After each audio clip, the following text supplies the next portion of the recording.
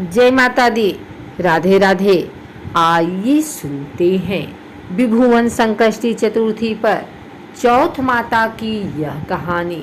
महीने की चौथ के व्रत के समय कहीं वह सुनी जाती है। इसके बाद गणेश जी की कहानी सुनी जाती है। एक नगर में एक बूढ़ी माँ रहती थी। वह अपने बेटे की सलामती के लिए 12 महीनों की चौथ का व्रत करती थी। हर चौथ को पसारी से थोड़ा सा गुड़ और घी लाकर 4 लड्डू बनाती, एक बेटे को देती, एक से पूजा करती, एक हथकार के लिए निकालती और एक चाह दुगने पर खुद खा लेती थी।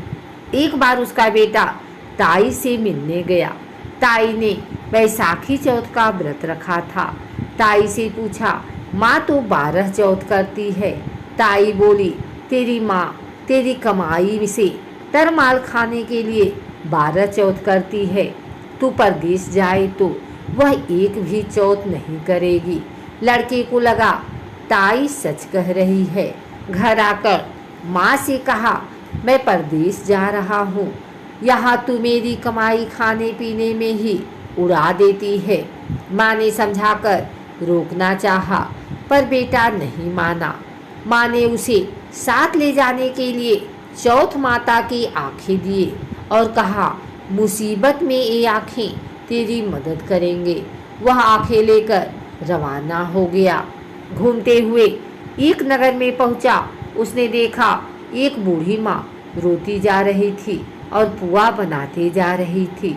उसने कारण पूछा तो बूढ़ी माँ ने कहा, बेटा इस नगर की पहाड़ी पर एक दैत्य रहता है। पहले वह नगर में आकर कई लोगों को खाने के लिए मार देता था।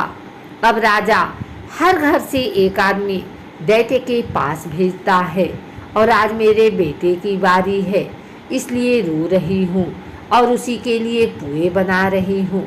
वह बोला, तू पुए मुझे खिला दे, तेरे बेटे की जगह मैं चला जाता हूँ। बूढ़ी माँ ने खीर पुए उसे खिला दिए। खा पीकर वह सो गया। रात को राजा के सैनिक आए तो बूढ़ी माँ ने उसे भेज दिया।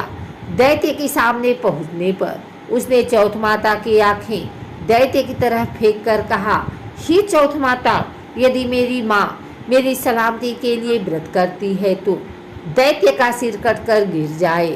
तुरंत दैत्य का सिर कट गया। लड़का वापस आ गया। राजा ने उपहार देकर विदा किया। चलते हुए एक दूसरे राजा के नगर में पहुंचा। इस राज्य में आवा तभी पकता था जब एक इंसान की बलि दी जाती थी। सिपाहियों ने उसे पकड़कर आवे में चुन दिया। लड़के ने आंखें आवे में डाले और कहा, हे चौथ माता, यदि मेरी माँ मेरे लिए व्रत करती है तो आवा मेरी बलि लिए बिना ही झट से पक जाए। आवा तुरंत पक गया। आवे में से मिट्टी की जगह सोने चांदी के बर्तन निकले। अंदर से लड़का बोला, बर्तन धीरे धीरे निकालना, मुझे लग नहीं जाए।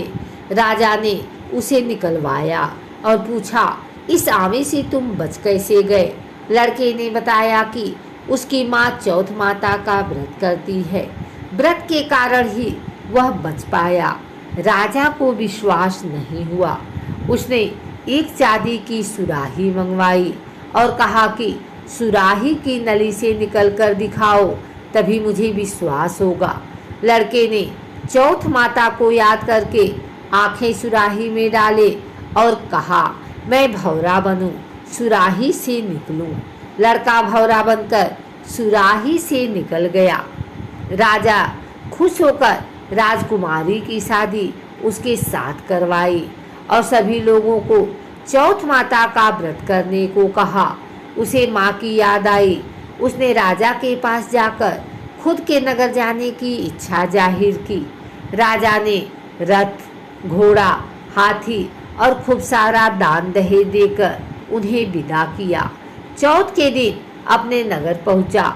वह अकेला पसारी के यहाँ माँ का इंतजार करने लगा। सोचा, चौथ है तो माँ यहाँ जरूर आएगी। थोड़ी देर बाद लकड़ी टेकती हुई माँ आती दिखी। उसकी माँ की आंखों में जाले आने के कारण दिखना कम हो गया था। लड़की ने जानबूझकर अपना पैर लकड़ी में लगा दिया। कहने लगा, बल रे पूत, काटी मेरे पैर के लगा दी। माँ ने उसे नहीं पहचाना। कहने लगी, भैया मुझे चाहे कितनी गाली निकालो, पर मेरे बेटे को कुछ मत कहना। बेटा माँ के चरणों में गिर पड़ा। कहा, माँ मैं तेरा ही बेटा हूँ, मुझे माफ़ कर दो। माँ ने उसे गले लगा लिया। नगर के लोगों ने विश्वास नहीं किया कि वह उसी का बेटा है। बूढ़ी माँ ने चौथ माता को याद करके कहा, हे चौथ माता, यदि मैं अपने बेटे के लिए व्रत करती हूँ तो मेरे स्तन में दूध भर जाए और उसकी धार मेरे बेटे के मुंह में गिरे।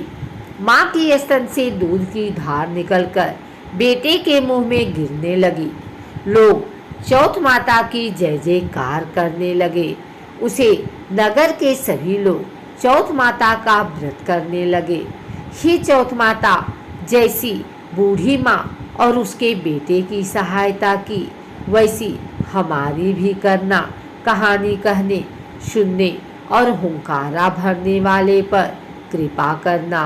बोलो चौथ माता की जय, गणेश जी की जय।